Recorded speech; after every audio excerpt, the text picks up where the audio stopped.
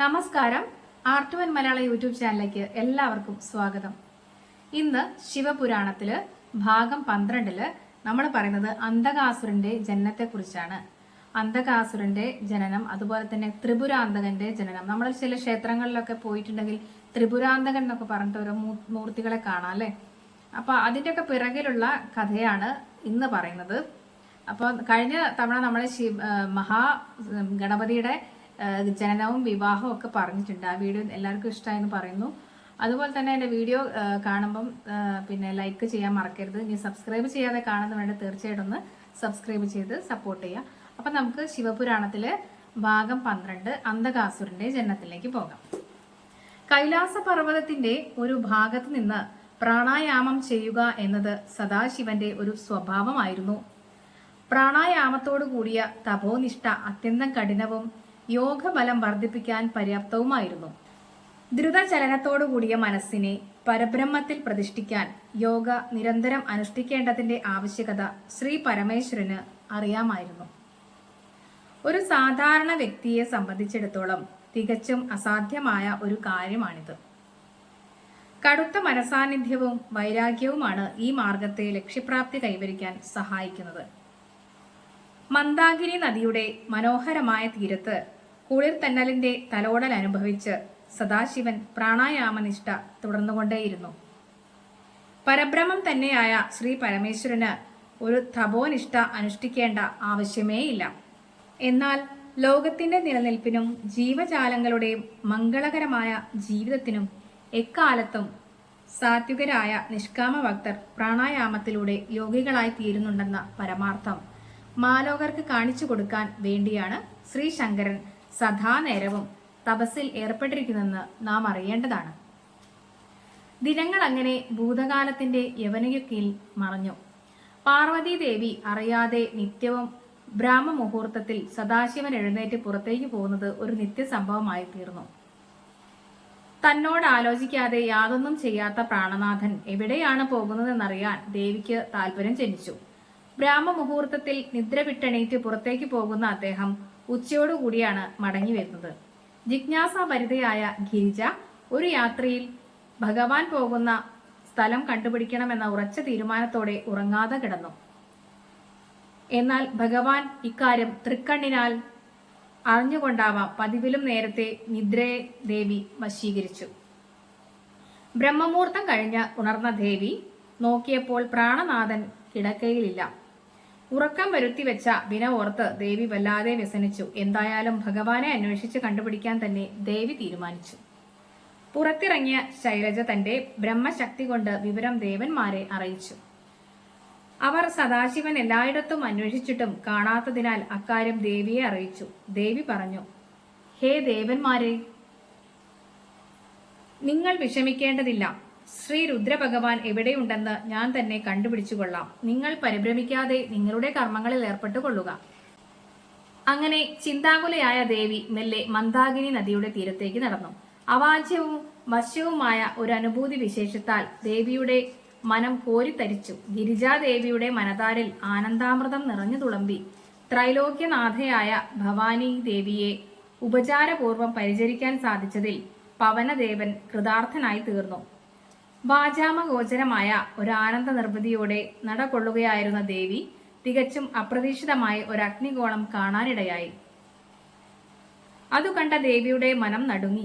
ആശ്ചര്യഭരിതമായ ദേവി ചിന്തിച്ചു, ഭയങ്കരമായ അഗ്നിഗോളമാണല്ലോ ആ കാണുന്നത്. അത് ഏതെങ്കിലും രാക്ഷസന്റെ മായാവിലാസമായിരിക്കുമോ, അതോ ഏതെങ്കിലും ഋഷിപാഠത്തിലെ യോഗാഗ്നിയോ? ഇപ്രകാരം ചിന്തിച്ച ദേവി വീണ്ടും മുന്നോട്ട് നടന്നു.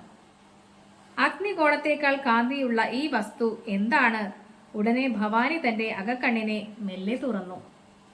അപ്പോൾ എല്ലാ സംശയവും ദൂരീകരിക്കപ്പെട്ടു. അത് മറ്റൊന്നുമല്ല, തന്റെ പ്രാണനാഥനായ ശ്രീ പരമേശ്വരൻ തന്നെ.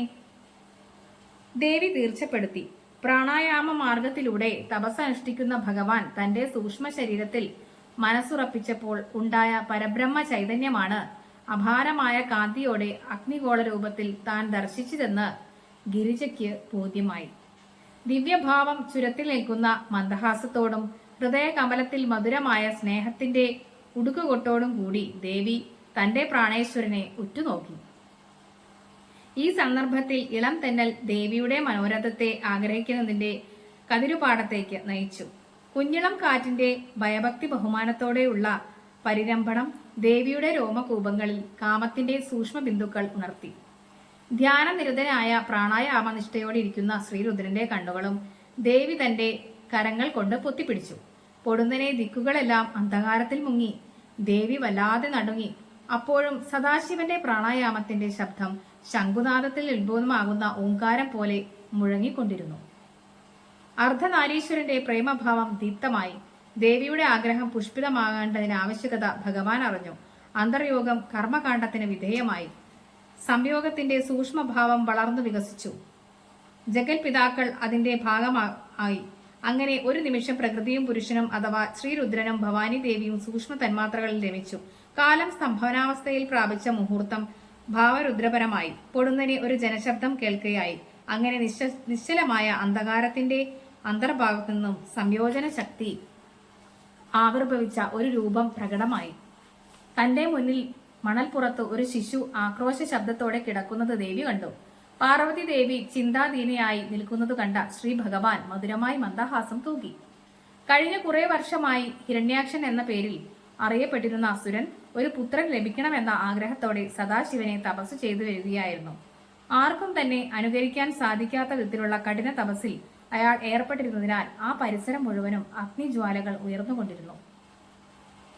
അഗ്നികുണ്ഡത്തിന്റെ മധ്യത്തിലിരുന്നു കൊണ്ടുള്ള തപസ്സിൽ അതീവ സന്തുഷ്ടനായ ശ്രീരുദ്ര ഭഗവാൻ ഹിരണ്യാക്ഷന്റെ മുന്നിൽ പ്രത്യക്ഷീഭവിച്ചു. ഭഗവത് സാന്നിധ്യം അറിഞ്ഞ അസുരൻ ഭഗവാന്റെ പാതാരവിന്ദങ്ങളിൽ സാഷ്ടാംഗം നമസ്കരിച്ചുകൊണ്ട് പറഞ്ഞു: ത്രിലോകങ്ങൾക്കും നാഥനായി വർത്തിക്കുന്ന വിശ്വശില്പിയായ മഹേശ്വര, അവിടുത്തെ ഈ ദാസൻ വളരെ കാലമായി ഒരു പുത്രനെ ലഭിക്കാൻ അങ്ങയെ തപസ് ചെയ്യുകയാണ്. എന്റെ കഠിന തപസ്സിൽ അങ്ങ് സംതൃപ്തനാണെങ്കിൽ ഒരു പുത്രനെ എനിക്ക് ജനിപ്പിക്കുവാനുള്ള വരദാനം നൽകി അനുഗ്രഹിക്കാൻ ദയവുണ്ടാകണം. ഭഗവാൻ മന്ദഹാസത്തോടെ പറഞ്ഞു: നീ അസുരന്മാരിൽ വെച്ച് ഏറ്റവും ശ്രേഷ്ഠനാണ്. നിന്റെ ദുഃഖത്തിന് നാം ശാശ്വതമായ പരിഹാരം കണ്ടിരിക്കുന്നു. നാം നിനക്കൊരു പുത്രനെ നൽകാൻ തീരുമാനിച്ചിരിക്കുന്നു. അവനെ നീ അന്തകൻ എന്ന നാമകരണം ചെയ്യണം. എന്നാൽ അവൻ ലോകർക്ക് ദോഷം വരുത്തുകയോ നാരീജനങ്ങളെ ഉപദ്രവിക്കുകയോ ചെയ്താൽ നാം തന്നെ അവനെ വധിക്കുന്നതാണ്. ഭഗവാന്റെ അഭിപ്രായം കേട്ട ഹിരണ്യാക്ഷൻ തൊഴുതുകൊണ്ട് പറഞ്ഞു: ഭഗവാനെ, അവിടുത്തെ കൽപ്പന അനുസരിച്ച് ഞാൻ അവനെ വളർത്തിക്കൊള്ളാം. അവൻ ഇന്നും അങ്ങയുടെ ആജ്ഞാനുവർത്തിയായി ലോകരുടെ രക്ഷയ്ക്കായി പ്രവർത്തിക്കും. ഹിരണ്യാക്ഷന്റെ വാക്കുകൾ ശ്രവിച്ചെന്ന ഭഗവാൻ ഒന്ന് മന്ദഹസിച്ചു. ശ്രീശങ്കരന്റെ അധരങ്ങളിൽ വിടർന്ന മന്ദഹാസത്തിനു പിന്നിൽ ഒളിഞ്ഞു വർത്തിച്ചിരുന്ന സത്യപ്പൊരുൾ അറിയാൻ ആർക്കും കഴിഞ്ഞിരുന്നതേയില്ല. ഭഗവാൻ ശ്രീ പരമേശ്വരനിൽ നിന്നും വരദാനം പോലെ ലഭിച്ച പുത്രനെ വാത്സല്യാതിരേകത്തോടെ ഹിരണ്യാക്ഷൻ സ്വഭവനത്തേക്ക് കൂട്ടിക്കൊണ്ടുപോയി. അവിടെ അവനെ താലോലിച്ചു വളർത്തി. എന്നാൽ ജന്മപ്രകൃതിയെ മാറ്റിമറിക്കാൻ ആർക്കാണ് കഴിയുക? ശ്രീ പരമേശ്വരൻ അന്തകനെ സൃഷ്ടിച്ചതിലൂടെ അദ്ദേഹത്തിന്റെ ലീല നടപ്പിലാക്കേണ്ടതും പ്രപഞ്ച സംവിധാനത്തിന്റെ ഭാഗമാണ്. അസുരപുത്രനായ വളർന്ന അന്തകൻ തികഞ്ഞ അസുരീ ഭാവത്തോടെയാണ് പ്രവർത്തിച്ചത്. തന്നിൽ രാക്ഷസഭാവം തന്നെയാണ് ജ്വലിച്ചു നിൽക്കുന്നതെന്ന കാര്യം വ്യക്തമാകുന്ന വിധം അവൻ കുട്ടിക്കാലത്ത് തന്നെ സാധുക്കളുടെ ഭവനങ്ങൾ തകർത്തു. ആശ്രമങ്ങളും കൃഷിപ്പാടങ്ങളും തീ വെച്ച് നശിപ്പിക്കുന്നത് അവനൊരു വിനോദമായി. സന്യാസിമാരെ ബലപ്രയോഗത്താൽ ഉപദ്രവിക്കാൻ തുടങ്ങി. അങ്ങനെ ഗുരുക്കന്മാരുടെയും പിതാവായ ഹിരണ്യാക്ഷന്റെയും വാക്കുകൾക്കും ഉപദേശങ്ങൾക്കും അവൻ വില കൽപ്പിച്ചില്ല. ഒരു ദിവസം അന്തകൻ പിതാവിനോട് പറഞ്ഞു: അച്ഛാ, അങ്ങ് പറയുന്നതൊന്നും അനുസരിക്കാൻ എനിക്കാവില്ല. ഈ ലോകത്തെ മുഴുവൻ ഞാൻ എന്റെ കാൽ കീഴിൽ കൊണ്ടുവരും. എന്റെ ശ്രദ്ധ ഇനി ദേവലോകത്താണ്. അവിടുത്തെ സുഖം അതിവരുവോളം അനുഭവിക്കാൻ എന്റെ മനം ആർത്തി പൂണ്ടിരിക്കുന്നു. ദേവലോകത്തെ അപ്സര സ്ത്രീകളായ രംഭയെയും ഉർവശിയെയും തിലോത്തമയെയും എനിക്ക് സ്വന്തമാക്കണം. അതെന്റെ അടങ്ങാത്ത ആഗ്രഹമാണ്. അതിന് ദേവലോകം കീഴടക്കണം. ഇന്ദ്രന്റെ പത്നിയായ ഇന്ദ്രാണി അതിസുന്ദരിയും നിത്യയൗവനയുക്തയുമാണെന്നാണ് ഞാൻ കേട്ടിട്ടുള്ളത്. ഇന്ദ്രനെ തോൽപ്പിക്കുന്നത് ആ യൗവന പുഷ്പത്തെ സ്വന്തമാക്കാനാണ് ഞാൻ ആഗ്രഹിച്ചത്. പുത്രന്റെ മോഹം മഹാദുരന്തത്തിന് വഴി തെളിയിക്കുമെന്ന് ഹിരണ്യാക്ഷന്റെ മനസ്സ് പ്രവചിച്ചു. ഒരു ദിവസം അന്തകൻ ഹിമാലയ പ്രാന്തത്തിലൂടെ വിഹരിച്ചു നടക്കവേ ഗംഗാനദി തീരത്ത് അതീവ സുന്ദരിയായ ഒരു നാരീരത്നം സംഗിമാരോടൊത്ത് ശിവപൂജ നടക്കുന്നത് കാണാനിടയായി. മുമ്പൊരിക്കലും കണ്ടിട്ടില്ലാത്ത മാദക സൗന്ദര്യത്തിന്റെ മാസ്മരിക ലഹരി ഉണർത്തുന്ന മധുരത്തിരമ്പായ അവളെ കണ്ട് അന്തകന്റെ മനസ്സ് ഭ്രമിച്ചു. എങ്ങനെയും അവളെ സ്വന്തമാക്കണമെന്ന വാശി അവനെ അസ്വസ്ഥനാക്കി. തന്റെ മാതാവായ ശ്രീ ഭവാനി ദേവിയാണ് ശിവപൂജ നടത്തുന്നതെന്ന സത്യം അവന് അറിയില്ലായിരുന്നു. അന്തകനോടൊപ്പം ഉണ്ടായിരുന്ന കൂട്ടുകാർ അവനോട് ചോദിച്ചു, അന്തക, നീ ആരെയാണ് കൊതി പൂണ്ട മനസ്സോടെ നോക്കി നിൽക്കുന്നത്? ശ്രീ പരമേശ്വരന്റെ പ്രീതിക്ക് വേണ്ടി പൂജ ചെയ്യുന്ന ശ്രീ പാർവതിയാണത്. അവൾ ശിവന്റെ പത്നിയാണ്. പക്ഷേ ശിവനിൽ ദേവിക്ക് താല്പര്യമില്ലെന്നാണ് അറിയാൻ കഴിഞ്ഞത്. കാരണം അദ്ദേഹം വിരൂപനും മുക്കണ്ണനും നഗ്നനായി ചുടലഭസ്മവും പൂശി നടക്കുന്നവനുമാണ്. ഭൂതപ്രേത പിശാചുക്കളാണ് അദ്ദേഹത്തിന്റെ സുഹൃത്തുക്കൾ. എന്നാൽ നിന്റെ സുകുമാര ശരീരം കണ്ടാൽ തീർച്ചയായും അവർ നിന്നിൽ അനുരക്തയാകും. നിന്നെ കണ്ടാൽ മോഹിക്കാത്ത സ്ത്രീകളാരും ത്രിലോകങ്ങളിലും ഉണ്ടാകില്ല. ആത്മമിത്രത്തിന്റെ മധുരവാണികളിൽ മുഴുകി വർദ്ധിച്ചത് ആനന്ദത്തോടെ അന്തകൻ നിന്നു. ദേവിയുടെ വർണ്ണാതീതമായ അഴകിൽ മതിമയങ്ങി ഏറെ നേരം അവിടെ നിന്നുവെങ്കിലും ദേവിയും സഖിമാനും അപ്രത്യക്ഷരായ കാര്യം പോലും അവൻ അറിഞ്ഞിരുന്നില്ല. പരിസരബോധം വീണ്ടെടുത്ത അന്തകൻ നോക്കിയപ്പോൾ ദേവിയും സഖിമാനും അവിടെ ഉണ്ടായിരുന്നില്ല. അങ്ങനെ നിരാശാഭരിതനായ ആ രാക്ഷസൻ സ്വഭവനത്തിലേക്ക് തിരിച്ചുപോയി. പക്ഷേ അവന്റെ ദുഷ്ടമനസ്സിൽ ദേവിയെ സ്വന്തമാക്കാനുള്ള മോഹം അധികരിച്ചുകൊണ്ടിരുന്നു. ഒരു ദിവസം അന്തകൻ തന്റെ ആത്മമിത്രമായ ശംബരാസുരനെ വിളിച്ചു പറഞ്ഞു, ശംബരാസുര, നീ എന്റെ ആത്മസുഹൃത്താണ്. അതുകൊണ്ട് തന്നെ എനിക്ക് നിന്നിലുള്ള വിശ്വാസം വളരെ വിപുലമാണ്. പാർവതിയെ ദർശിച്ച നാൾ മുതൽ എന്റെ മനം അസ്വസ്ഥമായിരിക്കുന്നു. ആ സുന്ദരിയെ വേളി കഴിക്കാൻ കഴിയാതെ വന്നാൽ പിന്നെ ഞാൻ ജീവിച്ചിരിക്കുന്നത് തന്നെ അർത്ഥശൂന്യമാണ്. അതുകൊണ്ട് നീ ഉടനെ കൈലാസത്തേക്ക് പോയി എന്റെ ആഗ്രഹം അവളെ അറിയിക്കുക. അന്തക, നിന്റെ ആഗ്രഹം സാധിക്കാത്ത വിധം സംഭാഷണ ചാതുര്യത്തോടെ ഞാൻ പാർവതിയെ വശീകരിച്ചു തരുന്നതാണ്. ഞാൻ ഇപ്പോൾ തന്നെ നിന്റെ ദൂതനായി പാർവതിയെ കാണാൻ പുറപ്പെടുകയാണ്. നീ സന്തോഷസമേതമായി ഇവിടെ വാഴുക. അന്തകന്റെ സന്ദേശവുമായി ശംബരാസുരൻ കൈലാസത്തിലേക്ക് പോയി. വിവിധ തരം വിനോദങ്ങളിൽ സഖിമാരോടൊത്തിരുന്ന ദേവിയെ കണ്ട അസുരൻ അന്തകന്റെ ആഗ്രഹം അറിയിച്ചു. കളി തമാശകളിൽ ഏർപ്പെട്ട് സന്തോഷവതിയായിരുന്ന ദേവി കോപാവിഷ്ടിയായി ചുരിച്ചു. ദേവിയിൽ ഭദ്രകാളിയുടെ അത്യുജ്വല രൂപം പ്രകടമായി കണ്ട അസുരൻ ഭയത്താൽ ഞെട്ടിവിറച്ചു. അവിടെ നിന്നും എഴുന്നേറ്റ ദേവി നേരെ ശ്രീരുദ്രന്റെ സമീപത്തെത്തി. ദേവി പറഞ്ഞു, പ്രഭു, ഇയാൾ അന്തകന്റെ ദൂതനാണ്. എന്തിനാണ് ഇയാൾ വന്നിരിക്കുന്നതെന്ന് അങ്ങ് ചോദിക്കണം. അന്തകൻ എന്നെ മോഹിക്കുന്നു. അവന്റെ സ്നേഹാന്വേഷണങ്ങൾ അറിയിക്കാൻ കൂടിയാണ് ഇവൻ വന്നത്. ദയവായി ഇവനോട് ഉചിതമായ മറുപടി പറഞ്ഞു വിടണം. ദേവിയുടെ വാക്കുകളിലെ ആന്തരികാർത്ഥം ഗ്രഹിച്ച ശ്രീ പരമേശ്വരൻ പറഞ്ഞു, നീ പോയി അന്തകനോട് പറയുക, ശിവനെ യുദ്ധത്തിൽ പരാജയപ്പെടുത്തി പാർവതിയെ സ്വീകരിക്കാൻ യുദ്ധത്തിന് നാം സദാ ഒരുക്കമാണെന്നും അറിയിക്കുക. ശംബരാസുരൻ ശിവന്റെ അഭിപ്രായം അന്തകനെ അറിയിച്ചു. ക്ഷമകെട്ട ആസുരൻ ഉടനെ പട വെട്ടാൻ വേണ്ടി കൽപ്പന കൊടുത്തു. സദാശിവനുമായി യുദ്ധത്തിന് ഒരുങ്ങുകയോ, അതും ത്രൈലോക്യനാഥമായ ജഗദംബികയെ സ്വന്തമാക്കാൻ വേണ്ടിയോ? ഞാൻ എന്തൊക്കെയാണ് ഈ കേൾക്കുന്നത്? ശിവ, ഇതൊക്കെ ഇവിടെ നടമാടിയിട്ടും ഞാനിതൊന്നും അറിയാതെ പോയി കഷ്ടം തന്നെയെന്ന് ഹിരണ്യാക്ഷൻ ഇതെല്ലാം കേട്ടപ്പോൾ പറഞ്ഞു. ദൂതനെ വിളിച്ച് ഉടൻ തന്നെ അന്തകനെ തന്റെ മുമ്പിൽ കൊണ്ടുവരാൻ ഹിരണ്യാക്ഷൻ കൽപ്പിച്ചു. പക്ഷേ ദൂതൻ അറിയിച്ചത് അന്തകൻ പരമശിവനോട് യുദ്ധം ചെയ്യാൻ വേണ്ടി കൈലാസത്തിലേക്ക് പോയി എന്നായിരുന്നു. ഭഗവാനെ, എന്തൊക്കെയാണ് ഇത്? ഒന്നും സംഭവിക്കാതിരിക്കട്ടെ. ഇത്രയും പറഞ്ഞുകൊണ്ട് ഹിരണ്യാക്ഷൻ കൈലാസത്തിലേക്ക് പാഞ്ഞു. മകനെ, അരുത് അരുത് എന്നുറക്കെ വിളിച്ചു പറഞ്ഞുകൊണ്ട് ഹിരണ്യാക്ഷൻ അന്തകന്റെ അമ്പിലും വില്ലിലും കടന്നു പിടിച്ചു. അദ്ദേഹം തുടർന്നു, പുത്ര, നീ ആരോടാണ് യുദ്ധം ചെയ്യാൻ പോകുന്നതെന്ന് നിനക്കറിയാമോ? നീ അസ്ത്രം തൊടുക്കുന്നതും വാളുയർത്തുന്നതും എന്തിനു വേണ്ടിയാണ് നീ ചിന്തിച്ചിട്ടുണ്ടോ? ശ്രീ പരമേശ്വരൻ സാക്ഷാൽ ജഗദീശ്വരനാണ്. അദ്ദേഹത്തിന്റെ പാതാരബിന്ദങ്ങളിൽ വീണ് മാപ്പപേക്ഷിക്കുക. പിതാവിന്റെ വാക്കുകൾ ശ്രവിച്ചുകൊണ്ടെന്ന അന്തകന് അരിശമുണ്ടായി. അയാൾ ചോദിച്ചു, അങ്ങ് എന്താണ് പുലമ്പുന്നത്? ശത്രുവിന്റെ കാൽക്കൽ വീണ് മാപ്പിരക്കുന്നത് സ്വയം താഴലാണ്. മാത്രമല്ല അത് ഭീരുക്കൾക്ക് ചേർന്ന നടപടിയുമാണ്. അന്തകന്റെ വീര്യത്തോടു കൂടിയ വാക്കുകൾ കേട്ടുനിന്ന ഹിരണ്യാക്ഷൻ പറഞ്ഞു, ഇനി എന്തിനാണ് ഞാൻ യാഥാർത്ഥ്യം മറച്ചു വയ്ക്കുന്നത്? കുമാര, നീ യുദ്ധത്തിന് ഒരുങ്ങി നിൽക്കുന്നത് നിന്റെ പിതാവായ സദാശിവനോടാണ്. നിന്നെ വളർത്താൻ വേണ്ടി പരമകാരുണ്യവാനായ അദ്ദേഹം എന്നെ ഏൽപ്പിച്ചതാണ്. ജഗദീശ്വരിയായ പാർവതിയാണ് നിന്റെ മാതാവ്. വിവാഹിതരായിട്ടും സന്താനങ്ങളില്ലാതെ ദുഃഖിച്ചു കഴിഞ്ഞിരുന്ന ഞാൻ ശ്രീശങ്കരനെ ഏറെക്കാലം തപസ് ചെയ്തു. ഭക്തവത്സലനായ ഭഗവാൻ തപസ്സിന്റെ ഫലമായിട്ടാണ് നിന്നെ എനിക്ക് സൃഷ്ടിച്ചു തന്നത്.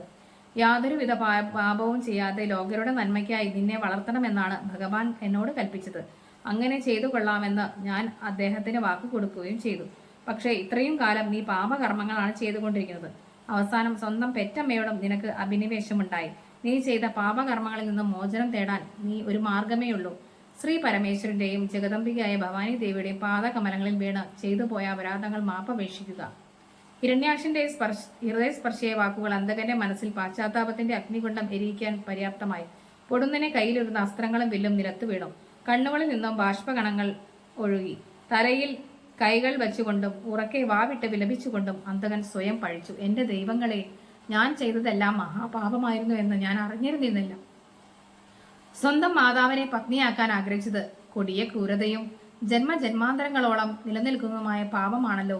ജന്മം തന്ന പിതാവിന്റെ നേർക്ക് യുദ്ധം ചെയ്യാൻ വാളുയർത്തിയ മഹാപാപിയായ എനിക്കിനി ഒരു നിമിഷം പോലും ജീവിക്കാൻ അർഹതയില്ല.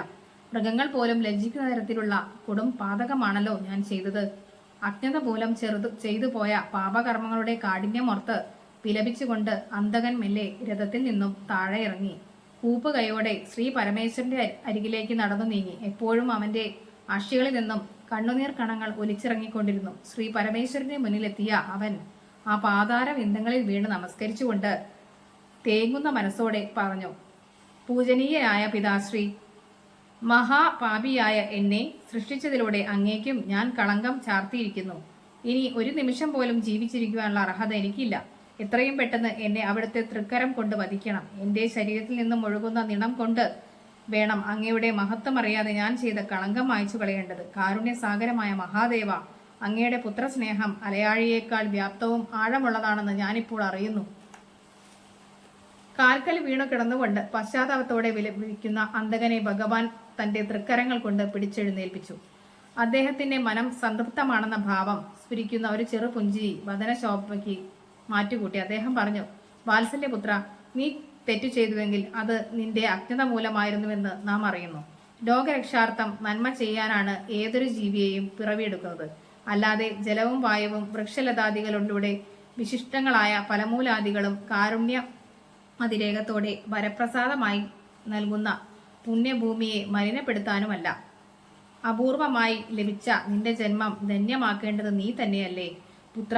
കടിഞ്ഞാണില്ലാത്ത അശ്വങ്ങളെ പോലെ അനിയന്ത്രിതമായി വെകിളി പിടിച്ച് അലയുന്ന ഇന്ദ്രിയങ്ങളെ സ്വയം വരുത്തിക്ക് നിർത്താൻ അറിയാത്തവരൊക്കെ പാപകർമ്മങ്ങൾക്ക് വിധേയരാണ്. അത് ആ വരി ഒന്നും കൂടെ വായിക്കാം. അപൂർവമായി ലഭിച്ച നിന്റെ ജന്മം ധന്യമാക്കേണ്ടത് നീ തന്നെയാണ് പുത്ര. കടിഞ്ഞാണില്ലാത്ത അശ്വങ്ങളെ പോലെ അനിയന്ത്രിതമായി വെകിളി പിടിച്ചലയുന്ന ഇന്ദ്രിയങ്ങളെ സ്വന്തം വരുതിക്ക് നിർത്തുവാൻ കഴിയാത്തവരൊക്കെ പാപകർമ്മങ്ങൾക്ക് വിധേയരാണ്.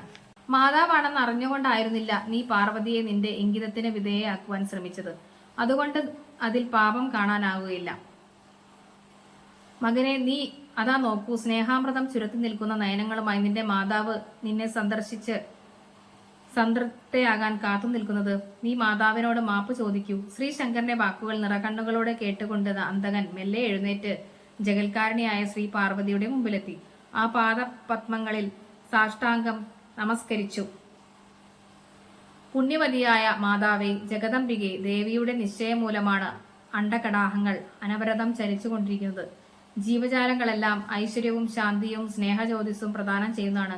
ദേവിയുടെ കാരുണ്യാതിരേകത്താലാണ് ഞാനിപ്പോൾ അറിഞ്ഞു തുടങ്ങിയിരിക്കുന്നു. പക്ഷേ അമ്മ, എന്നെപ്പോലൊരു ദുഷ്ടസന്താനത്തിന് ജന്മം നൽകേണ്ടി വന്നതിൽ അമ്മ വ്യസനിക്കുകയാണെന്ന് ഞാൻ മനസ്സിലാക്കുന്നു. ഒരിക്കലും അർഹതയില്ലെങ്കിലും പദാർഹനായ ഞാൻ ഒരാഗ്രഹം ആവശ്യപ്പെടുകയാണ്. ദേവി അമ്മേ, ഒരു പ്രാവശ്യമെങ്കിലും എന്റെ മകനെ എന്ന് വിളിക്കാൻ ദയവുണ്ടാകണേ. ദേവിയുടെ തിരുനാവിൽ നിന്നും അമൃതവാണിയുണ്ടായി. മകനെ, തെറ്റു ചെയ്യാത്തവരായി ആരും തന്നെയില്ല. സത്യപ്പൊരുൾ അറിയാതെ അന്ധകാരത്തിന്റെ ഗർത്തത്തിൽ നീ അകപ്പെട്ടു പോയതിലാണ് പാപചിന്ത ദുർമോഹങ്ങൾക്ക് ജന്മം നൽകിയത്. നിന്റെ അകതാരിൽ വിഷസർപ്പത്തിന്റെ പണം പോലെ ഉയർന്നു നിന്ന അഹംഭാവം നീ തന്നെ പശ്ചാത്താൽ പ്രക്ഷാളനം ചെയ്തിരിക്കുന്നു. നിന്റെ ഈ അമ്മ ഇപ്പോൾ വളരെ സംതൃപ്തയാണ്. കാരണം നീ സാത്വിക ഗുണമേറിയ ഒരു ഉത്തമ പുത്രനായി മാറിയിരിക്കുന്നു. നിന്റെ എല്ലാ തെറ്റുകളും ഞാൻ പുറത്തിരിക്കുന്നു. എന്റെ വാത്സല്യപുത്രനാണ് നീ. ആയതിനാൽ സന്തോഷ സമേതനായി നീ ലോകരുടെ നന്മയ്ക്ക് വേണ്ടി കർമ്മങ്ങൾ ചെയ്യണം. ഇപ്രകാരം സ്നേഹവചസ്സുകളോട് കൊണ്ട് ദേവി അന്തകന്റെ കവിളിലൂടെ ഒഴുകിയേറുന്ന കണ്ണുനീർ തുടച്ചു. പുണ്യവാനായ പിതാശ്രീ, എന്റെ മനസ്സിൽ ഇപ്പോഴും രാക്ഷസ സ്വഭാവം കുടികൊള്ളുന്നുണ്ട്. ദുഷ്ടകർമ്മങ്ങൾക്ക് പ്രേരണ നൽകുന്ന ആ ഭാവം മാറ്റി സത്യജ്യോതിസ് പ്രകാശിക്കാൻ അവിടുന്ന് അനുഗ്രഹിക്കണം. പുത്രന്റെ ആവശ്യം എല്ലാ അർത്ഥത്തിലും അംഗീകരിക്കേണ്ടതാണെന്ന കാര്യം ഗ്രഹിച്ച രുദ്രഭഗവാൻ മധുരമു തൂകും പോലെ പറഞ്ഞു, മകനെ, നിന്റെ ആഗ്രഹം തീർച്ചയായും സാധിക്കും. നിന്റെ ഹൃദയത്തിലുള്ള തമോഗുണം മാറി നീ പരമസാത്വികനായി തീരും. മാത്രമല്ല, ഇന്നു മുതൽ വിജ്ഞാനത്തിന്റെ പ്രകാശം നിന്നിൽ പടരും. അസുരീഭാവം നിന്നിൽ അല്പം പോലും അവശേഷിക്കുകയില്ല. നീ അസുരന്മാരുടെ നേതാവായി വാഴുവാനും നാം നിന്നെ അനുഗ്രഹിക്കും. ഇനി ഒരിക്കലും നീ അറിഞ്ഞുകൊണ്ട് തെറ്റുകൾ ചെയ്യരുത്. നീ എന്നും നമ്മുടെ വാത്സല്യപുത്രനായി വാഴണം. പിതാവിന്റെ വാക്കുകൾ അന്തകനിൽ പീയൂഷധാര ചൊരിഞ്ഞ പോലെയുള്ള അനുഭവമാണ് ഉളവാക്കിയത്. പിതാവായ സദാശിവന്റെ വാക്കുകൾ അനുസരിച്ച് ജീവിക്കാൻ തീരുമാനിച്ച അവൻ അന്നു മുതൽ പുങ്കി എന്ന നാമധേയത്തിൽ ശിവഭക്തനായി തീർന്നു. അപ്പൊ പുങ്കി എന്ന നാമധേയത്തില് ശിവഭക്തൻ ആരാണെന്ന് ചോദിച്ചാൽ അത് അന്തകാസുരനാണ്. ഇനി നമ്മൾ ത്രിപുരാന്തകന്റെ കഥയിലേക്കാണ് പോകുന്നത്. അസുരന്മാരുടെ വംശത്തിൽ വീരശൂര പരാക്രമിയും തപോബലത്താൽ അഗ്രകണ്ണിനും ചക്രവർത്തി പദം അലങ്കരിച്ചിരുന്നവനുമായിരുന്നു താരകാസുരൻ. അദ്ദേഹത്തിന് താരകാക്ഷൻ, വിദ്യുന്മയി, കമലാക്ഷൻ എന്നീ നാമധേയങ്ങളിൽ പ്രസിദ്ധരായി തീർന്ന 3 പുത്രന്മാരുണ്ടായിരുന്നു. തുല്യ ബലവാന്മാരും ഉത്തമരായ ശിവഭക്തന്മാരുമായിരുന്നു അവർ. പിതാവായ താരകാസുരന്റെ വിയോഗം മൂവരെയും ദുഃഖത്തിലാഴ്ത്തി. ജിതേന്ദ്രിയരും ദൃഢചിത്തരും സംയമശീലരും സത്യവാദികളും സദാ കർമ്മോത്സുകരുമൊക്കെയായിരുന്നുവെങ്കിലും ദേവന്മാരോടുള്ള അവരുടെ ശത്രുത ദിനം തോറും വർദ്ധിച്ചുകൊണ്ടേയിരിക്കുന്നു.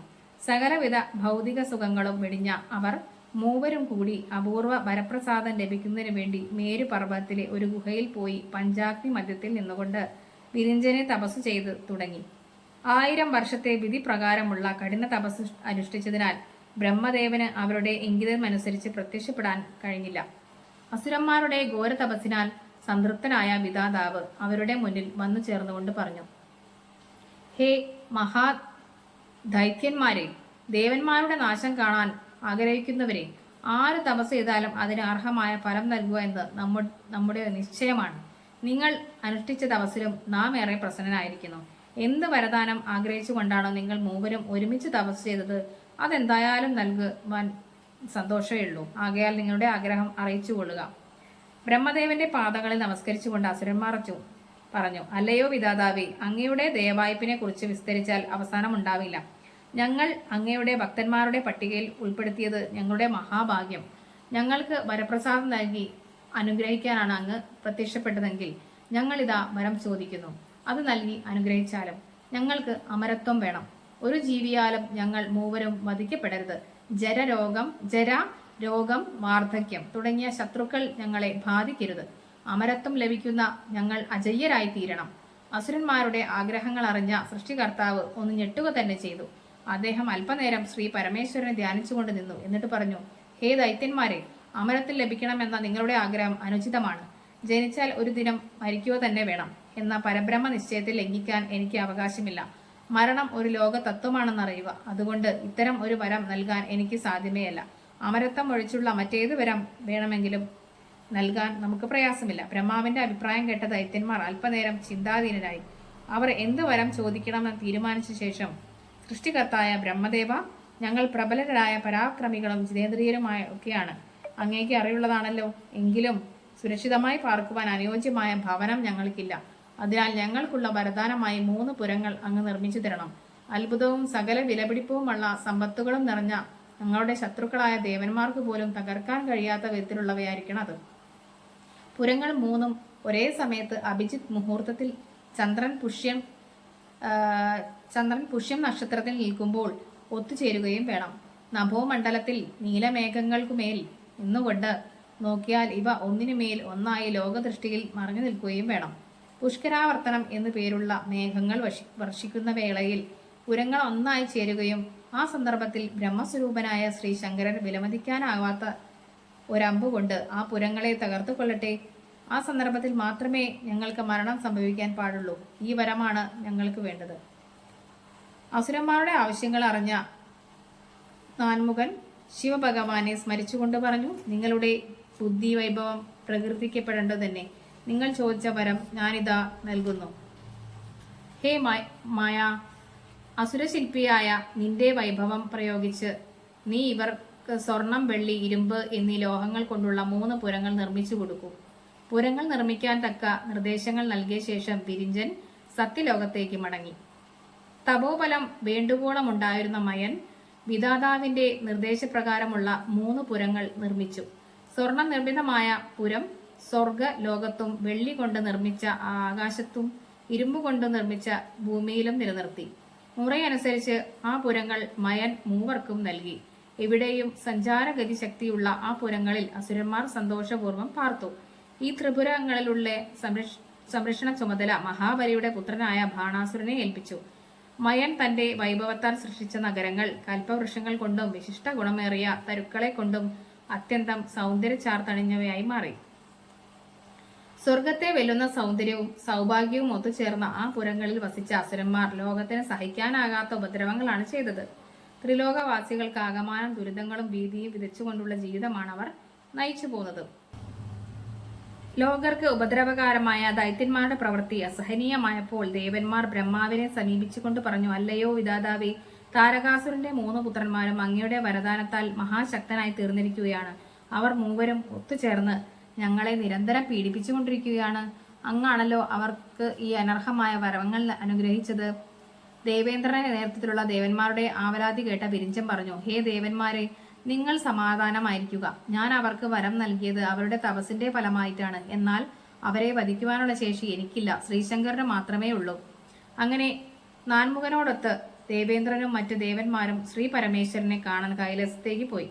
ധ്യാനനിരതനായിരിക്കുന്ന ശ്രീ ഭഗവാനെ അവർ സ്തുതിക്കാൻ തുടങ്ങി. ഏറെ നേരത്തെ സ്തുതിക്ക് ശേഷം ശംഭു തന്റെ നയനങ്ങൾ തുറന്നു. ജ്ഞാനദൃഷ്ടിയിലൂടെ കാര്യങ്ങളെല്ലാം അദ്ദേഹം കണ്ടുവെങ്കിലും ഒന്നും അറിയാത്ത മട്ടിൽ പുഞ്ചിരിച്ചുകൊണ്ട് ചോദിച്ചു, വിധാതാവും സുരന്മാരും കൂടി നമ്മെ കാണാൻ വന്നിരിക്കുന്നതിന് പിന്നിൽ എന്തോ സംഗതിയുള്ളതായി നമുക്ക് തോന്നുന്നു. ബ്രഹ്മാവ് പറഞ്ഞു, ജഗദീശ്വര, അങ്ങയുടെ ഭക്തന്മാരായ താരകാക്ഷനും വിദ്യുൽമാലിയും കമലാക്ഷനും കഠിന തപസ് അനുഷ്ഠിച്ചത് ഫലമായി ഞാൻ കൊടുത്ത വരബലത്താൽ പരാക്രമികളും ഉപദ്രവകളും ആയി തീർന്നു. അവരുടെ ശല്യം കാരണം ദേവന്മാർ ഒന്നടങ്കം ദുരിതത്തിൽ അകപ്പെട്ടിരിക്കുന്നു. മുനിജനങ്ങളെയും ഭൂലോകവാസികളെയും ഭയപ്പെടുത്തി അവരുടെ അധീനതയിലാക്കിയിരിക്കുന്നു. അവർ ചെയ്തു കൂട്ടുന്ന അധർമ്മം കാരണം സകല ജീവജാലങ്ങളും പൊരുതിമുട്ടിയിരിക്കുകയാണ്. അതിനാൽ അവരെ മൂവരെയും വധിക്കാൻ കൃപയുണ്ടാകണം. ബ്രഹ്മാവിന്റെ അപേക്ഷ കേട്ട ശ്രീരുദ്ര ഭഗവാൻ പറഞ്ഞു, ഹേ ബ്രഹ്മദേവ, ഹേ ദേവവൃന്ദങ്ങളെ, മഹാപുണ്യകർമ്മങ്ങളിലാണ് ആ ദൈത്യന്മാർ ഏർപ്പെട്ടിരിക്കുന്നത്. അവരെ വധിക്കാൻ ഒരുങ്ങുന്നത് മഹാപാപമാണ്. മാത്രമല്ല വിദ്വാൻമാർ പുണ്യാത്മാക്കളെ വധിക്കാൻ പാടില്ലെന്നാണ് കർശനമായ പ്രവഞ്ചനീയമാണ്. കൂടാതെ അതീവ ബലവാന്മാരായ അവരെ വധിക്കാൻ ദേവാസുരന്മാർ ഒത്തുചേർന്നാലും സാധ്യമല്ല. പാർവതീപതിയുടെ നിർദ്ദേശപ്രകാരം ബ്രഹ്മാവ് ദേവന്മാരോടൊപ്പം വൈകുണ്ഠത്തിലെത്തി. ത്രൈലോക്യനാഥനായ ശ്രീഹരിയുടെ പാദങ്ങളെ വണങ്ങി സ്തുതിച്ചതിനു ശേഷം അവരുടെ സങ്കടങ്ങൾ ഭഗവാനോട് പറഞ്ഞു. ദേവന്മാരുടെ കഥന വിഷ്ണു ഭഗവാൻ ശ്രദ്ധാപൂർവം കേട്ടു. ത്രിപുരന്മാരെ അത്ഭുത ഫലത്തെക്കുറിച്ചും ഭഗവാൻ ചിന്തിച്ചു. ഭഗവാൻ ബ്രഹ്മാവിനോടും ദേവന്മാരോടും പറഞ്ഞു, സനാതന ധർമ്മത്തിൽ അധിഷ്ഠിതമായ കർമ്മം എവിടെ നടക്കുന്നുവോ അവിടെ ദുഃഖം ഉണ്ടാകുന്നില്ല. സൂര്യോദയത്തോടെ അന്ധകാരം ഓടിയകലുന്നതുപോലെ ദുഃഖം ഓടിയകലുക തന്നെ ചെയ്യും. വിഷ്ണു ഭഗവാന്റെ അഭിപ്രായം ദേവന്മാരെ നിരാശരാക്കി. അശരണരായി തീർന്ന ദേവന്മാർ വ്യാകുലചിത്തരായി. ഏത് ആപത്ഘട്ടത്തിലും തങ്ങളുടെ രക്ഷകനായെത്തുന്ന വിഷ്ണു ഭഗവാനും കൈയൊഴിഞ്ഞപ്പോൾ അവരുടെ മനസ്സുകളിൽ താങ്ങാനാകാത്ത വിഷാദഭാരമേറി. മഹാപ്രഭു, അങ്ങ് മാത്രമാണ് ഞങ്ങളുടെ രക്ഷകൻ. ഈ ആപത്തിൽ ഘട്ടത്തിൽ ശാന്തിയുടെ മധുരാമൃതം നൽകി ഞങ്ങളെ ആശ്വസിപ്പിക്കാൻ അല്ലാതെ നിങ്ങൾക്കുമല്ലാതെ മറ്റാർക്കാണ് കഴിയുക? അങ്ങ് ഈ വിധം കൽപ്പിച്ചാൽ ഞങ്ങളുടെ ദുഃഖഭാരം ഏത് സന്നിധിയിലാണ് ഇറക്കി വെക്കാൻ പറ്റുക? ത്രിപുരന്മാർ ജീവിച്ചിരിക്കുമ്പോൾ എങ്ങനെയാണ് ധർമ്മത്തിന് നിലനിൽപ്പുണ്ടാകുന്നത്? ദേവന്മാരുടെ ദയനീയ സ്ഥിതി കണ്ട ശ്രീഹരിയുടെ ഹൃദയം തരളിതമായി. അദ്ദേഹത്തിന് ദേവന്മാരുടെ കാര്യത്തിൽ വളരെ സഹതാപം തോന്നി. ശിവഭക്തരായ ത്രിപുരന്മാരെ വധിക്കാൻ എന്താണ് മാർഗമെന്ന് ആലോചിച്ചു. ഉടനെ ശ്രീഹരി യജ്ഞങ്ങളെ സ്മരിച്ചു. അവർ വിഷ്ണു ഭഗവാന്റെ മുമ്പിൽ പ്രത്യക്ഷപ്പെട്ടു. ഭഗവാൻ ദേവന്മാരോടായി പറഞ്ഞു, ബ്രഹ്മദേവ, അങ്ങ് ദേവന്മാരെയും കൂട്ടി മടങ്ങിപ്പോവുക. ത്രിപുരന്മാരെ വധിക്കാൻ എന്താണ് വേണ്ടതെന്ന് ആലോചിക്കാം. നിങ്ങൾ ദേവന്മാർ ഉടൻ തന്നെ ശിവപൂജയും ധ്യാനവും നടത്തണം. ഇതെല്ലാം തുടർന്നു കൊണ്ടിരിക്കണം. യാതൊരു കാരണവശാലും ശിവപൂജയ്ക്കും ധ്യാനത്തിനും ന്യൂനത സംഭവിക്കാൻ പാടില്ല. ദേവലോകത്തേക്ക് മടങ്ങിപ്പോയ സുരന്മാർ മഹേശ്വരനെ സ്തുതിക്കാനും ധ്യാനിക്കാനും തുടങ്ങി. യജ്ഞത്തിന് പറഞ്ഞിട്ടുള്ള വിധി അനുസരിച്ച് യജ്ഞപുരുഷനെയും ആരാധിക്കാൻ തുടങ്ങി. ഉടനെ തന്നെ യജ്ഞകുണ്ഡത്തിൽ നിന്നും ആയിരക്കണക്കിന് ഭൂതങ്ങൾ ഉത്ഭവിച്ചു. ഗദ, വേൽ, ശൂലം തുടങ്ങിയ ആയുധങ്ങൾ ധരിച്ച മഹാവിഷ്ണുവിനെ നമസ്കരിച്ചു. വിഷ്ണു പറഞ്ഞു, നിങ്ങൾ ഉടൻ തന്നെ ത്രിപുരങ്ങൾ നശിപ്പിക്കണം. വിഷ്ണു ഭഗവാന്റെ ആജ്ഞപ്രകാരം ഭൂതഗണങ്ങൾ ത്രിപുരങ്ങൾ നശിപ്പിക്കുവാനുള്ള ആവേശത്തോടെ അവയെ സമീപിച്ചുവെങ്കിലും പുരങ്ങളുടെ തേജസ്സിനാൽ ഭൂതഗണങ്ങൾ ഒന്നൊന്നായി കത്തിയെരിഞ്ഞു. ശേഷിച്ചവർ ഭയന്നോടി വിറച്ചു. അങ്ങനെ ശ്രീരുദ്രപ്രീതിക്ക് പാത്രമായി തീർന്ന ത്രിപുരന്മാരെ നശിപ്പിക്കുക അസാധ്യമാണ്. ദൈത്യന്മാരെ നശിപ്പിക്കാൻ ഇനി ഒരൊറ്റ മാർഗമേ ഉള്ളൂ, അവരുടെ ധർമ്മം നശിപ്പിക്കുക. അതോടെ പുണ്യക്ഷയം സംഭവിക്കും. ഇപ്രകാരം ചിന്തിച്ച മഹാവിഷ്ണു അതീവ തേജസ്സുള്ള ഒരു പുരുഷനെ സൃഷ്ടിച്ചു. തലമുണ്ടനം ചെയ്തവനും ജീർണ വസ്ത്രം ധരിച്ചവരും ആയി കാണപ്പെട്ട ആ പുരുഷൻ ഒരു കൈയിൽ ഭിക്ഷാപാത്രവും മറ്റേ കൈയിൽ ചൂലും ധരിച്ചിരുന്നു. ധർമ്മം എന്ന് പറഞ്ഞുകൊണ്ടിരുന്ന ആ പുരുഷൻ ഭഗവാനോട് ചോദിച്ചു, പ്രഭോ ഭഗവാനെ, ഞാൻ എന്താണ് ചെയ്യേണ്ടത്? എന്റെ നാമധേയം എന്താണ്? ഏത് നാമത്തിലാണ് ഞാൻ അറിയപ്പെടുന്നത്? എന്റെ ശരീരാംശമായി ജനിച്ച നീ ഇന്നു മുതൽ അരിഹൻ എന്ന നാമധേയത്തിലായിരിക്കും അറിയപ്പെടുക. കുശാഗ്ര ബുദ്ധിമാനും അനേകം മായാജാലങ്ങൾ നടത്താൻ കഴിവുള്ളവനുമായിരിക്കും നീ. ഉടൻ തന്നെ നീ ത്രിപുരവാസികളായ അസുരന്മാരെ സമീപിച്ച് അവരെ മോഹിപ്പിക്കുക. അവർ ധർമ്മം വെടിഞ്ഞ് നശിക്കേണ്ടത് സുരന്മാരുടെ നിലനിൽപ്പിന് അത്യാവശ്യമാണ്. അങ്ങനെ കലിയുഗത്തിന്റെ വരവും കാത്ത് മരുഭൂമിയിൽ സ്വധർമ്മം ആചരിച്ചുകൊണ്ട് നിൽക്കണം. നിനക്ക് ശിഷ്യന്മാരും ഉപശിഷ്യന്മാരും ധാരാളം ഉണ്ടാവും. എന്റെ ആജ്ഞ പാലിക്കുന്നതിലൂടെ നിനക്ക് സൽഗതി ഉണ്ടാവും. ഇത്രയും പറഞ്ഞ് വിഷ്ണു ഭഗവാൻ അന്തർധാനം ചെയ്തു. ഉടനെ ആ പുരുഷൻ തന്റെ അതേ രൂപത്തിലുള്ള 4 പേരെ കൂടെ സൃഷ്ടിച്ചു. അവർക്ക് മായാശാസ്ത്രത്തിന്റെ പാഠങ്ങൾ പറഞ്ഞു കൊടുത്തു. അങ്ങനെ അവർ മലിന വസ്ത്രങ്ങൾ ധരിച്ച് ഭിക്ഷാപാത്രവും കയ്യിലേന്തി ധർമ്മമാണ് ലാഭം, അതാണ് പരമമായ തത്വം എന്ന് മെല്ലെ ഉരുക്കഴിച്ചുകൊണ്ട് ചൂലും കയ്യിലേന്തി നടന്നു. അവർ ത്രിപുരങ്ങളിലെത്തി മായാവിദ്യ പ്രയോഗിച്ചു തുടങ്ങി. എന്നാൽ ശിവാനുഗ്രഹത്താൽ മായാവിദ്യകളൊന്നും പ്രയോജനപ്പെട്ടില്ല. അപ്രകാരം നിരാശാഭരിതരായ അരിഹൻ എന്ന ആ പുരുഷൻ വിഷ്ണുദേവനെ സ്മരിച്ചു. വിഷ്ണു ഉടനെ നാരദനെ സ്മരിച്ചു. അദ്ദേഹം ഭഗവാന്റെ തിരുസന്നിധിയിലെത്തി. എന്നിട്ട് ഭഗവാനോട് ചോദിച്ചു, പ്രഭു ദേവനാരായണ, അങ്ങ് എന്തിനാണ് എന്നെ സ്മരിച്ചത്? എന്താണ് ഞാൻ ചെയ്യേണ്ടതെന്ന് കൽപ്പിച്ചാലും? വിഷ്ണു ഭഗവാൻ ഗൗരവത്തോടെ പറഞ്ഞു, അല്ലയോ ദേവർഷേ, താരകാസുരന്റെ പുത്രന്മാരുടെ ദുഷ്ചെയ്തികൾ മൂലം ദേവഗണങ്ങൾ വല്ലാതെ ദുരിതം അനുഭവിക്കുകയാണ്. ബ്രഹ്മാവും സദാശിവനും മൗനം ദീക്ഷിക്കുകയാണ്. നാം ഇപ്പോൾ അഹിരനെയും ശിഷ്യന്മാരെയും ത്രിപുരങ്ങളിലേക്ക് അയച്ചിരിക്കുകയാണ്. പക്ഷേ മഹേശ്വരന്റെ അനുഗ്രഹ ബലത്താൽ അവരുടെ പ്രവർത്തികൾ നിഷ്ഫലമാവുകയാണ്. അതിനാൽ ഇനി താങ്കളുടെ ബുദ്ധിപ്രയോഗത്തിലൂടെ മാത്രമേ ദേവന്മാരെ രക്ഷിക്കാൻ സാധിക്കുകയുള്ളൂ. വിഷ്ണു ഭഗവാന്റെ വാക്കുകൾ ശ്രവിച്ചുകൊണ്ടു നിന്ന നാരദൻ നേരെ ത്രിപുരന്മാരെ കാണാൻ പോയി. നാരദ മഹർഷിയുടെ ആഗമനം ത്രിപുരന്മാരെ സന്തോഷിപ്പിച്ചു. ഭക്ത്യാദര പുരസരം അവർ മഹർഷിയെ ആദരിച്ച് ഉപവിഷ്ടനാക്കി കുശലാന്വേഷണങ്ങൾ നടത്തി. നാരദൻ തന്റെ മനസ്സിലിരിപ്പ് വെളിപ്പെടുത്താതെ പറഞ്ഞു, ഐശ്വര്യം കൊണ്ടും ധനം കൊണ്ടും പദവി കൊണ്ടും ശ്രീ പരമേശ്വരന്റെ അനുഗ്രഹം കൊണ്ടും ധന്യരായി തീർന്ന ദൈത്യന്മാരെ, നിങ്ങളുടെ പുരത്തിൽ ഒരു ഗുരുവും ശിഷ്യന്മാരും എത്തിയിരിക്കുന്ന വിവരം നാം അറിയാനിടയായി. മഹത്വങ്ങൾ കൊണ്ട് നിറഞ്ഞ ആ ഗുരുവര്യനെ ദർശിച്ച് ഭാഗ്യം കൈവരിക്കുവാനാണ് ഞാനിപ്പോൾ വന്നത്. നാരദന്റെ വാക്കുകളിൽ വിശ്വാസം ജനിച്ച ത്രിപുരന്മാർ പിന്നെ മറ്റൊന്നും ചിന്തിക്കാതെ ഭിക്ഷ സ്വീകരിച്ചു. അതോടെ അതുവരെ അവർ അനുഷ്ഠിച്ചു പോന്ന സനാതന ധർമ്മത്തിലൂടെ ലഭിച്ച പുണ്യം അവർക്ക് നഷ്ടമായി. അങ്ങനെ ത്രിപുരന്മാരുടെ നാശത്തിലേക്കുള്ള മാർഗം അവർ തന്നെ തുറന്നു. ബുദ്ധിമോശം സംഭവിച്ച അസുരന്മാർ ശിവം പൂജ നിർത്തി. സ്ത്രീധർമ്മം വെടിഞ്ഞ് മുറ തെറ്റിയുള്ള ഭോഗസുഖങ്ങൾ അനുഭവിക്കാൻ തുടങ്ങി. എല്ലായിടത്തും അവർ ദുരാചാര പ്രവർത്തനങ്ങളിൽ ഏർപ്പെട്ടു. ഇക്കാര്യം അറിഞ്ഞ വിരിഞ്ചനും വിഷ്ണു ഭഗവാനും കൈലാസത്തിലെത്തി ശ്രീരുദ്രദേവനെ സ്തുതിക്കാൻ തുടങ്ങി. അവർ സദാശിവനോട് പറഞ്ഞു, അല്ലയോ ദേവാദിദേവ, സകല പ്രാണികൾക്കും മംഗളകാരനും ഭക്തവത്സനുമായ ജഗൽപിതാവേ, ദൈത്യന്മാർ ഞങ്ങളെ നിരന്തരം പീഡിപ്പിച്ചുകൊണ്ടിരിക്കുകയാണ്. അവരുടെ ദുഷ്പ്രവൃത്തി ഇങ്ങനെ തുടർന്നാൽ ദേവന്മാരുടെ വംശം തന്നെ ഇല്ലാതായി പോകും. ദേവന്മാരുടെ ദുഃഖത്തിന്റെ കാഠിന്യം മനസ്സിലാക്കിയ ശ്രീശങ്കരൻ അരുളി ചെയ്തു, ഹേ ശ്രീഹരി, വിധാതാവേ, ദേവന്മാരെ, നിങ്ങളുടെ എല്ലാം ദുഃഖം നാം അറിയുന്നു. ദൃഢമായ ഭക്തിവിശ്വാസങ്ങളാൽ എന്നിൽ മനസ്സുറപ്പിച്ച് കഴിഞ്ഞിരുന്ന ദൈത്യന്മാർ ചതിയിൽപ്പെട്ട് ഇപ്പോൾ നമ്മെ അവഗണിക്കുകയാണ്. ഇനി നമുക്ക് അവരെ രക്ഷിക്കേണ്ട കാര്യമില്ല. ആയതിനാൽ നാം ത്രിപുരങ്ങളും നശിപ്പിച്ച് സകല അസുരന്മാരെയും യമലോകത്തേക്ക് അയക്കുന്നതാണ്. ഇക്കാര്യത്തിൽ ആർക്കും ശങ്ക വേണ്ട. എന്നാൽ നാം ഒരു കാര്യം ചോദിക്കുകയാണ്. ത്രിപുരന്മാരെ ധർമ്മം ഭ്രഷ്ടരാക്കുകയും എന്നോടുള്ള അവരുടെ ഭക്തിയിൽ നിന്നും പിന്തിരിപ്പിക്കുകയും ചെയ്തത് ശ്രീഹരിയല്ലേ? പിന്നെ എന്തുകൊണ്ട് അങ്ങേക്കു തന്നെ അവരെ വധിച്ചുകൂടാ? ശ്രീ പരമേശ്വരന്റെ വാക്കുകൾ ദേവന്മാരെ വല്ലാതെ കുഴപ്പത്തിലാക്കി. ഭഗവാന്റെ ചോദ്യത്തിന് ഉചിതമായ മറുപടി നൽകാൻ അവരാർക്കും കഴിഞ്ഞില്ല.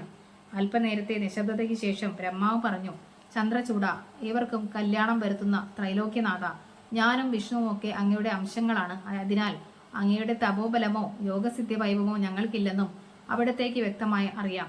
അങ്ങാണെങ്കിൽ ദേവന്മാരുടെയും യോഗിമാരുടെയും ഋഷിമാരുടെയും രക്ഷകനാണ്.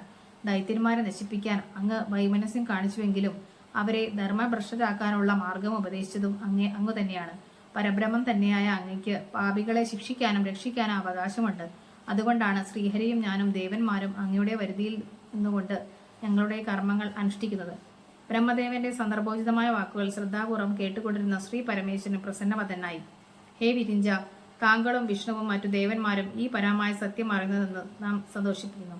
ഇക്കാരണത്താൽ തന്നെ നാം നിങ്ങളുടെ ആഗ്രഹം സഫലീകരിക്കുന്നതാണ്. പക്ഷേ അതീവ ബലവാന്മാരായ അസുരന്മാരെ വധിക്കുക അത്ര എളുപ്പമല്ല. അസുര സൈന്യവും ദേവസൈന്യവും ഒത്തുചേർന്നാൽ പോലും അവരെ കാലപുരിക്കെത്താൻ പ്രയാസമാണ്. ഭഗവാന്റെ വാക്കുകൾ കേട്ട് നിരാശരാഭരിതരായ ദേവന്മാരെ കണ്ട വിഷ്ണു ഭഗവാൻ അവരെ സാന്ത്വനിപ്പിക്കാൻ ശ്രമിച്ചു. ഹേ ദേവന്മാരെ, നിങ്ങൾ നിരാശരാകരുത്. ശരിയല്ല. ഉത്തമവും തീവ്രതയുമുള്ള ഭക്തിയിലൂടെ മാത്രമേ ശ്രീ ശങ്കര ഭഗവാനെ പ്രീതിപ്പെടുത്താൻ കഴിയൂ. അതിനാൽ നിങ്ങൾ എല്ലാ പേരും ഒത്തുചേർന്ന് ഓം ശിവായ നമ, ശംഭും ശംഭും കുരു കുരു ശിവായ നമഃ എന്ന മന്ത്രം 1 കോടി പ്രാവശ്യം ജപിക്കുക. അങ്ങനെ ചെയ്താൽ തീർച്ചയായും ഭഗവാൻ ശ്രീ ശങ്കരൻ നമ്മുടെ ആഗ്രഹം നിറവേറ്റി തരിക തന്നെ ചെയ്യും. അനന്തശായിയായ ശ്രീഹരിയുടെ ഉപദേശം അനുസരിച്ച് സകല ദേവന്മാരും ഋഷിമാരും ഒത്തുചേർന്ന് സദാശിവനിൽ മനസ്സുറപ്പിച്ചുകൊണ്ട് മന്ത്രം ഉരുക്കഴിച്ചു തുടങ്ങി. വിനയാതിരായ ഭയഭക്തി ബഹുമാനത്തോടെ അവർ പറഞ്ഞു: ത്രൈലോക്യനാഥനായ ശ്രീ പരമേശ്വര, ത്രിപുരന്മാരെ വധിച്ച് ലോകത്തെ രക്ഷിക്കാൻ കരുണയുണ്ടാകണേ. മഹാപാപികളായ ദൈത്യന്മാരുടെ ശല്യം അസഹനീയമായിരിക്കുന്നു. ശ്രീരുദ്രൻ പറഞ്ഞു: നിങ്ങളുടെ ആഗ്രഹം പോലെ തന്നെ നടക്കും. എല്ലാം മംഗളകരമായി തീരും. ഭഗവാൻ ശംഭുവിന്റെ കൽപ്പന പ്രകാരം വിശ്വകർമാവ് ഉടൻ സർവ്വദേവന്മാരെയും സർവോത്കൃഷ്ടമായ ഒരു ദിവ്യരഥം നിർമ്മിച്ചു. ആ ദിവ്യരഥത്തിന്റെ വലത്തെ ചക്രത്തിൽ സൂര്യനും ഇടത്തെ ചക്രത്തിൽ ചന്ദ്രനും വിരോചിച്ചിരുന്നു. 12 ആരക്കാലുകളാണ് വലതുഭാഗത്ത് ഘടിപ്പിച്ചത്. അവയിൽ 12 ആദിത്യന്മാർ പ്രതിഷ്ഠിതരായി. 16 ആരക്കാലുകൾ ഘടിപ്പിച്ചിരുന്ന ഇടത്തെ ചക്രത്തിൽ ചന്ദ്രന്റെ 16 കലകളും പ്രശോഭിച്ചു. അശ്വതി മുതൽ രേവതി വരെയുള്ള 27 നക്ഷത്രങ്ങൾ ആ ദിവ്യരഥത്തെ വലയം ചെയ്ത് പ്രശോഭിച്ചിരുന്നു. 6 ഋതുക്കൾ ചക്രത്തിന്റെ അച്ചുതണ്ടായി ഭവിച്ചു.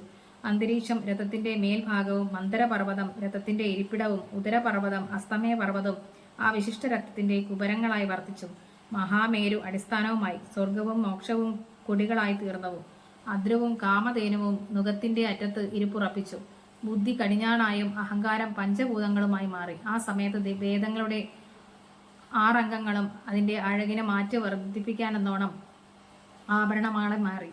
പുരാണം, ന്യായം, മീമാംസ, ധർമ്മശാസ്ത്രം തുടങ്ങിയ ഭൂഷണങ്ങളായി മാറി. ശുഭലക്ഷണങ്ങൾക്ക് നിദാനമായ ശ്രേഷ്ഠ മന്ത്രം മണിയുടെ സ്ഥാനം പ്രാപിച്ചു. വർണ്ണവും ആശ്രമവും രഥത്തിന്റെ പാദങ്ങളെ 1000 ഫണങ്ങളാൽ ശോഭിതമായ അനന്തനാഗം കെട്ടുകയറായി. തീർത്ഥങ്ങൾ രത്നം പതിച്ച പതാകകളുടെ സ്ഥാനം സ്വീകരിച്ച് 4 സമുദ്രങ്ങൾ ആച്ഛാദന വസ്ത്രവും ശ്രേഷ്ഠവും പുണ്യവുമായ നദികൾ വെൺചാമരം വീശുന്ന സുന്ദരി രത്നങ്ങളായി ചമഞ്ഞു. ലോകത്തെ വൻ പർവ്വതങ്ങൾ സൈന്യങ്ങളായി. അതോ ലോകവാസികൾ രഥത്തിന്റെ തട്ടായി തീർന്നു. സൃഷ്ടികർത്താവായ ബ്രഹ്മാവ് സാരഥിയായി. ഓങ്കാരം അഥവാ പ്രണവം ചാട്ടയായി. മന്ദരാജലം പാർശ്വദണ്ഡയായി.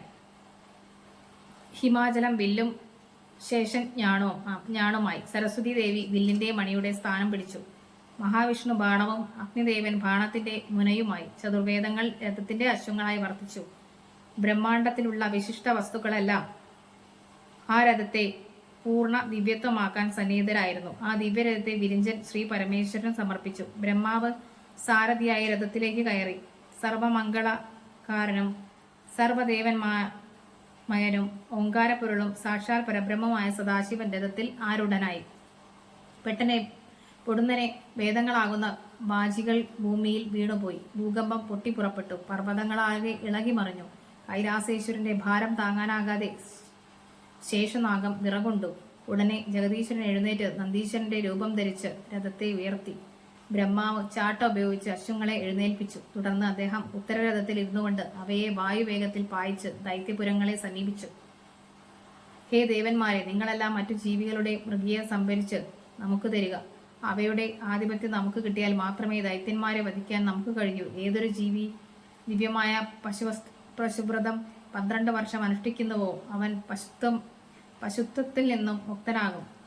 അങ്ങനെ ശ്രീശങ്കരന്റെ വാക്കുകൾ ദേവന്മാരും അസുരന്മാരും പശുക്കളായി മാറി. അന്നു മുതലാണ് ശ്രീ പരമേശ്വരൻ പശുപതിയായി തീരുന്നത്. പിന്നെ പരമേശ്വരൻ ത്രിപുര സംഹാരത്തിനായി പുറപ്പെട്ടു. ത്രിപുര വനത്തെ നിശ്ചയം ചെയ്ത മനസ്സുമായി 1000 വർഷം ഭഗവാൻ ധ്യാനിച്ചു നിന്നു. സമയം സമാഗതമായപ്പോൾ 3 പുരങ്ങളും ഒത്തുചേർന്നു. ആ സന്ദർഭത്തിൽ ശ്രീശങ്കരൻ വില്ലിൽ അസ്ത്രം കൊടുത്തു. എന്നാൽ വില്ലിന്റെ അഗ്രഭാഗത്തെ ഗണേശൻ ഉപദ്രവിച്ചതിനാൽ 3 പുരങ്ങളും ലക്ഷ്യമായില്ല. അപ്പോൾ ആകാശത്തു നിന്നും അശരീരി കേട്ടു. അതിൽ പ്രകാരം ഭദ്രകാളിയെ കൊണ്ട് ഗണേശനെ സംതൃപ്തനാക്കാൻ വിധി പ്രകാരം പൂജ നടത്തിച്ചു. അതിനുശേഷം വേറിട്ട് നിന്ന 3 പുരങ്ങളും ഒത്തുചേർന്നു. അഭിജിത് മുഹൂർത്തം സമാഗതമായി. ശ്രീരുദ്രൻ ഉടനെ പാശുപതാസ്ത്രം തൊടുത്തുവിട്ടു. അഗ്നിദേവൻ മുനയിൽ കുടികൊള്ളുകയായിരുന്ന ആ അസ്ത്രം ദൈത്യന്മാരെ ഭസ്മീകരിച്ചു കഴിഞ്ഞു. പുരങ്ങളോടൊപ്പം സകല അസുരന്മാരും ദഹിച്ചുപോയി. അസുരശില്പിയായ മയൻ മാത്രമേ രക്ഷപ്പെട്ടിട്ടുള്ളൂ. അങ്ങനെ അന്ന് മുതൽ ശ്രീശങ്കരൻ ത്രിപുരാന്തകൻ എന്ന നാമധേയം കൂടി സ്വീകരിച്ചു. അപ്പോൾ ഈ ത്രിപുരാന്തകൻ എന്ന് പറയുന്നത് ശ്രീശങ്കരനാണ് കേട്ടോ. ശ്രീ പരമേശ്വരന്റെ ലീലകളുടെ ഗൂഢരഹസ്യം യോഗികൾക്ക് പോലും ഗ്രഹിക്കാനാകാത്തവയാണ്. ശ്രീ ഭവാനി ദേവിയുടെ ശക്തിയും സദാശിവന്റെ പരബ്രഹ്മ തേജസ്സും ഒത്തുചേർന്നാൽ അണ്ടകടാഹങ്ങളെ ആകമാനം മനോനിശ്ചയത്താൽ നിയന്ത്രിക്കാൻ കഴിയും. ശ്രീ പരമേശ്വരന്റെയും ശ്രീ പാർവതിയുടെയും സാന്നിധ്യം കുടികൊള്ളാത്ത ഒരിടവും ത്രിലോകങ്ങളിലും ഉണ്ടാകുകയില്ല. ആദിയും അന്തവുമില്ലാത്ത സനാതനമായി നിൽക്കുന്ന പരമാത്മാക്കളാണ് ഈ രണ്ട് മൂർത്തികൾ, അഥവാ ഭവാനി ദേവിയും ശ്രീശങ്കരനുമാണ് പരബ്രഹ്മം. എല്ലാ ജീവികളുടെയും ഹൃദയക്ഷേത്രങ്ങളിൽ ഭഗവാൻ ദേവിയോടൊപ്പം വസിക്കുന്നുവെങ്കിലും അത് കണ്ടറിഞ്ഞ് പ്രവർത്തിക്കാൻ കഴിയാതിരിക്കുന്നതാണ് മാനവ ജീവിതത്തിന്റെ പരാജയം. ശ്രീ പരമേശ്വരൻ സർവ്വവ്യാപിയും അതേസമയം അന്തർയാമിയുമാണെന്നും ആ ശ്രീരുദ്രൻ സദാ തന്നോടൊപ്പം ഉണ്ടെന്നുള്ള ചിന്ത രൂഢമായാൽ എല്ലാവിധ പ്രശ്നങ്ങൾക്കും പരിഹാരമായി. എന്നാൽ മരുതികെട്ട ഇന്ദ്രിയങ്ങളുടെ ഇഷ്ടങ്ങൾക്ക് വിധേയരായി വർത്തിക്കുന്നവർക്ക് പാപത്തിന്റെ പ്രേരക ശക്തിയെ മറികടക്കാൻ പ്രയാസമായിരിക്കും. ശ്രീ പരമേശ്വരനും ശ്രീ ഭവാനി ദേവിയും തങ്ങളുടെ അരുമസന്താനങ്ങളിൽ നിന്നും ആഗ്രഹിക്കുന്ന നിഷ്കാമ പ്രേമമാണ്, അഥവാ ഭക്തി. ഉള്ളറിഞ്ഞ് പ്രേമിക്കുകയും ആദരിക്കുകയും ചെയ്യുന്ന വസ്തു മാത്രമാണ് സത്വത്തിൽ അധിഷ്ഠിതമായിട്ടുള്ളതെന്ന് ഒരു ഭക്തൻ തീർച്ചയായും അറിഞ്ഞിരിക്കണം. ത്രിപുരന്മാരെ വധിച്ച് തങ്ങളെ രക്ഷിക്കണമെന്ന ദേവന്മാരുടെ പ്രാർത്ഥന ആദ്യം ശ്രീശങ്കരൻ നിരാകരിക്കുകയാണ് ഉണ്ടായത്. എന്നാൽ 1 കോടി പ്രാവശ്യം ഭഗവാന്റെ തിരുനാമം ജപിച്ച് അവരുടെ കമലത്തിൽ ഭഗവാനോടുള്ള സീമാതീതമായ പ്രേമം വളർത്തിയപ്പോൾ തന്റെ ഭക്തന്മാരായ ദേവന്മാരെ രക്ഷിക്കാതിരിക്കാൻ ഭഗവാന് കഴിയാതെയായി. അങ്ങനെയാണ് ത്രിപുരന്മാരായ അസുരന്മാരെ വധിച്ച് ഭഗവാൻ ലോകധർമ്മം നിലനിർത്തി ത്രിപുരാന്തകനായി മാറിയത്. അപ്പം നമ്മൾ ചില ക്ഷേത്രങ്ങളിൽ ത്രിപുരാന്തകൻ എന്ന് കാണാം. അത് ശ്രീ ശിവൻ, അതായത് സദാശിവൻ തന്നെയാണ്. അപ്പം എൻ്റെ എല്ലാ ഭക്തജനങ്ങൾക്കും ഈ വീഡിയോ ഇഷ്ടമായിട്ടുണ്ടെങ്കിൽ തീർച്ചയായിട്ടും ഇങ്ങനൊരു അറിവ് എല്ലാവരിലേക്കും ഷെയർ ചെയ്യാം. അപ്പോൾ അടുത്തത് നമ്മൾ ജലന്ധരൻ്റെ ഉൽപ്പത്തിയുമായിട്ട് വരുന്നതാണ്. ഭാഗം 13 ജലന്ധരൻ്റെ ഉൽപ്പത്തി ആയിരിക്കും. അപ്പോൾ ഈ വീഡിയോ ഇഷ്ടമായിട്ടുണ്ടെങ്കിൽ തീർച്ചയായിട്ടും ലൈക്ക് ചെയ്യാനും ഷെയർ ചെയ്യാനും കമൻറ്റ് ചെയ്യാനും മറക്കരുത്. നന്ദി, നമസ്കാരം.